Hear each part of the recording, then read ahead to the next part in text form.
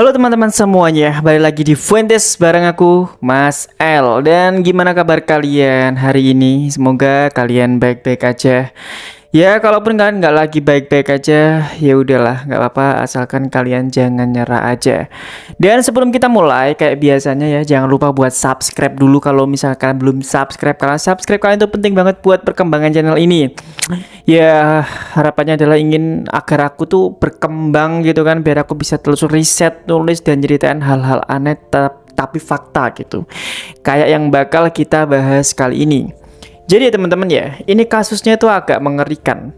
Di Bandar Lampung itu ada seorang perempuan yang tega melukai bagian vital pacarnya saat mereka sedang berdua di kamar.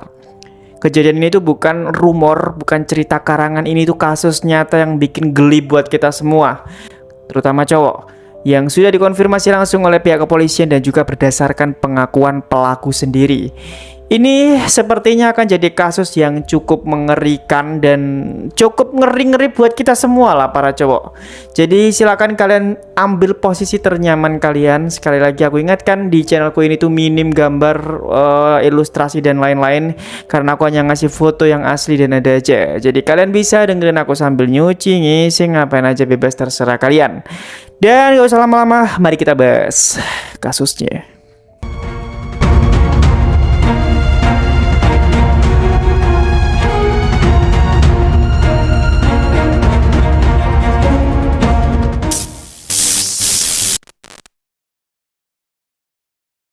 Korban dalam kasus ini itu bernama Karsilan, berusia 32 tahun.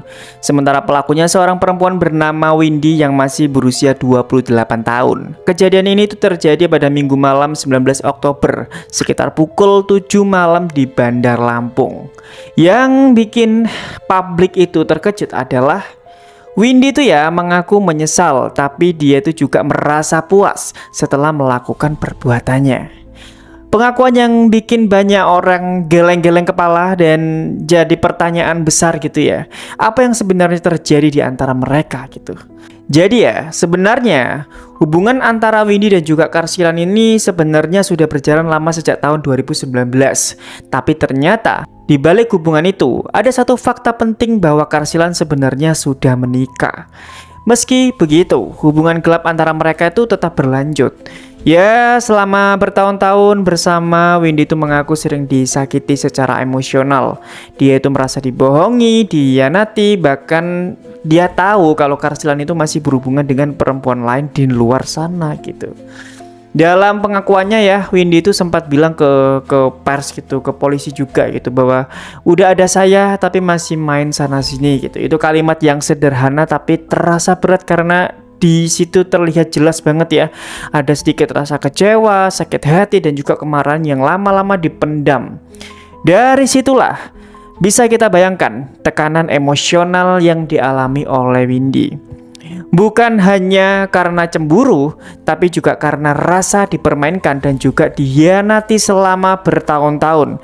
Tapi ya gimana ya, mereka kan juga udah gimana, ibaratnya selingkuh itu kan namanya kan ya.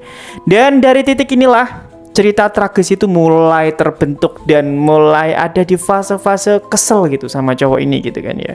Jadi beberapa hari sebelum kejadian ya, Windy itu sempat membeli sebuah pisau cutter. Bayangin ya, pisau cutter. Pisau itu dia simpan di dalam tas dan dibawa saat mengajak Karsilan bertemu di malam kejadian. Nah, di sini mulai muncul hal yang cukup menarik dan juga mengerikan.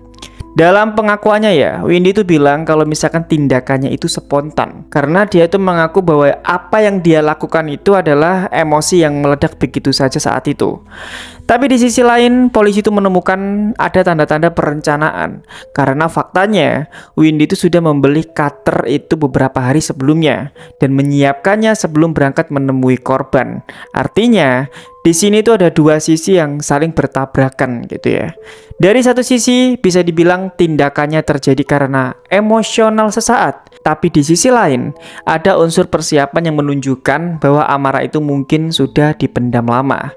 Kita sendiri nggak bisa menilai lebih jauh tentang ini ya, karena sampai sekarang pun juga pihak kepolisian itu masih melakukan penyelidikan lebih dalam untuk memastikan apakah ini tuh benar-benar tindakan spontan atau mungkin sudah direncanakan sebelumnya. Nah, mungkin kita langsung sampai ke kronologi kejadiannya ya. Jadi, malam itu Minggu 19 Oktober sekitar pukul 7 malam. Lokasinya itu ada di lapangan Baruna Jalan Soekarno-Hatta, Bandar Lampung. Ini di Lampung berarti kejadiannya. Windy itu mengajak Karsilan untuk bertemu di suatu tempat lah intinya. Setelah mereka sempat berdua, Windy itu membuka tasnya lalu mengambil pisau cutter yang sebelumnya sudah dia bawa. Dan di momen itulah dia itu melakukan tindakan yang membuat korban mengalami luka serius di bagian vital. Ya bayangkan saja, lukanya itu sangat parah, bahkan disebut nyaris memutuskan jaringan burung kicau korbannya. Aduh, korban saat itu ya pasti langsung menjerit-jerit kesakitan. Dan gak lama, singkat cerita, akhirnya korban dilarikan ke RSUD Abdul Muluk untuk menjalani operasi penyambungan pembuluh darah. Sementara itu, Windy itu langsung meninggalkan lokasi kejadian. Namun ya namanya dia itu perempuan yang mungkin susah untuk sembunyi. Polisi langsung bergerak cepat dan 2 hari kemudian pada Selasa pagi 21 Oktober sekitar pukul 6:30, tim unit reskrim Polsek Panjang berhasil menangkap Windy di rumahnya di kawasan Bumi Waras, Bandar Lampung. Dari hasil penangkapan itu, polisi juga menyita 1 bilah pisau cutter berwarna merah sebagai barang bukti. Dan saat ini ya, pelaku itu sudah ditahan di Mapolsek Panjang untuk menjalani pemeriksaan dan mendalami lagi motif lebih lanjutnya itu seperti apa. Karena memang ini bener-bener perempuan psikopat gitu menurutku ya. Bayangin aja kalian sebagai cowoknya gitu, tiba-tiba terus burung kicau kalian diputus gitu kan. Gimana perasaannya? Pakai cutter lagi. Dalam konferensi pers di Polresta Bandar Lampung, Windy itu akhirnya buka suara di depan banyak media. Dengan nada tenang dan jelas terlihat masih terbawa emosi, dia itu berkata, "Ya, aku sih sedikit menyesal, tapi juga ada puasnya." Kalimat yang bikin banyak orang terdiam, karena dari situ terlihat jelas kalau perasaan Windy saat itu sedang campur aduk antara penyesalan dan juga kelegaan setelah melampiaskan sakit hatinya. Windy itu bercerita ya, selama bersama Karsilan dia itu sering merasa disakiti dan dihianati. Dia itu selalu dibohongin, selalu diselingkuhi, dan masih jajan sama cewek lain yang aneh-aneh gitu ya. Ya gimana nggak sakit hati gitu katanya Windy. Begitu pengakuannya, dia itu bilang selama menjalin hubungan Karsilan itu kerap berbohong dan tidak setia.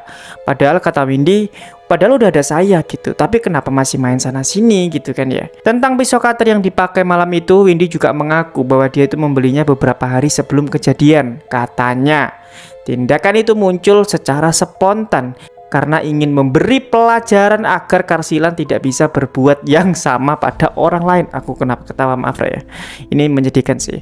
Dan di akhir pengakuannya, Windy itu sempat berkata tegas, "Jangan mau dibohongi, kita harus tegas." Itu kata Windy. Sebuah kalimat yang memperlihatkan bagaimana kemarahan dan rasa sakit yang menumpuk itu bisa berubah jadi tindakan yang sangat ekstrim. Ini benar-benar mengerikan ya. Tapi kita, aduh gimana ya, ini posisinya si laki-lakinya juga salah. Padahal sudah menikah, tapi masih punya selingkuhan gitu ya. Saat ini ya, korban Karsilan itu masih mengalami luka berat akibat kejadian itu. Sampai berita yang disampaikan, kondisi Karsilan itu masih dalam perawatan intensif di rumah sakit. Namun karena sumber resminya itu belum menjelaskan perkembangan terbarunya, jadi kita tidak bisa berspekulasi lebih jauh tentang hasil operasi ataupun keadaan Pak Karsilan sekarang gitu. Yang pasti ya, dari keterangan terakhir pihak kepolisian, korban itu masih berada di bawah pengawasan tim medis dan terus mendapat perawatan lanjutan atau intensif gitu ya. Ya mungkin kalau misalkan teman-teman sudah mendapatkan kabar terbaru dari kasus ini, silahkan kalian komentar di bawah, mungkin bisa nanti aku pin gitu dan sertakan sumbernya gitu ya. Kasus ini bikin kita mikir lagi tentang hubungan yang nggak sehat.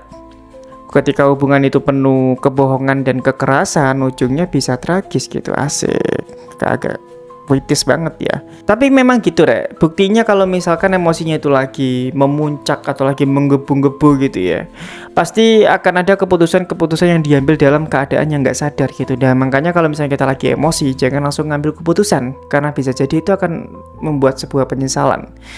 Ya akan ada jalan lain selain kekerasan. Kalau kamu ada di hubungan yang penuh tekanan, ya mending sih cari bantuan atau mungkin pergi dari situ aja gitu, daripada saling menyakiti gitu kan ya. Dan buat teman-teman yang nonton ini, bagaimana menurut kalian tentang kasus ini? Apakah ini murni emosi spontan atau bentuk pelampiasan dendam yang direncanakan? Tulis pendapat kalian di kolom komentar, tapi ya diskusinya yang sopan aja. Tapi terserah sih, kalian mau meso-meso juga karep-karep, mulai ini bebas buat kalian. Ruanganku ini wes terserah buat kalian gitu. Ya mungkin itu ya kronologi lengkap kasus pemotongan alat burung kicau pacar di Lampung. Semua informasi di video ini tuh bersumber dari teks berita yang sumbernya aku kasih di deskripsi, karena ya itu kalian bisa baca sendiri di bawah. Kalau mau nanti kita bisa bahas lanjutannya saat polisi sudah umumkan hasil pemeriksaannya, gitu aja ya. Sekali lagi aku menyampaikan terima kasih buat kalian. Kalau misalnya kalian pengen mampir di channelku yang lainnya, ada Bielsa Pasarela. Di sana aku membahas sebuah kasus-kasus luar negeri ya. Sebelumnya politik aneh-aneh, makanya nggak naik-naik gitu, beda dengan channel yang ini gitu. Jadi kalau misalnya kalian pengen melihat kasus-kasus luar negeri, kalian ke Bielsa Pasarela aja. Mungkin nanti linknya aku taruh di bawah. Kalau misalkan kalian pengen kasus di dalam negeri, ya nanti aku di sini gitu. Jadi emang aku peta-petakan aja biar berbeda. Sayang banget kalau misalkan channel Bielsa Pasarela itu nggak diaktifkan gitu ya. Aku udah bertahun-tahun gitu bangun soalnya. Ya mungkin itu aja. Terima kasih sudah nonton Fuentes dan sampai jumpa lagi di video selanjutnya. Bye bye.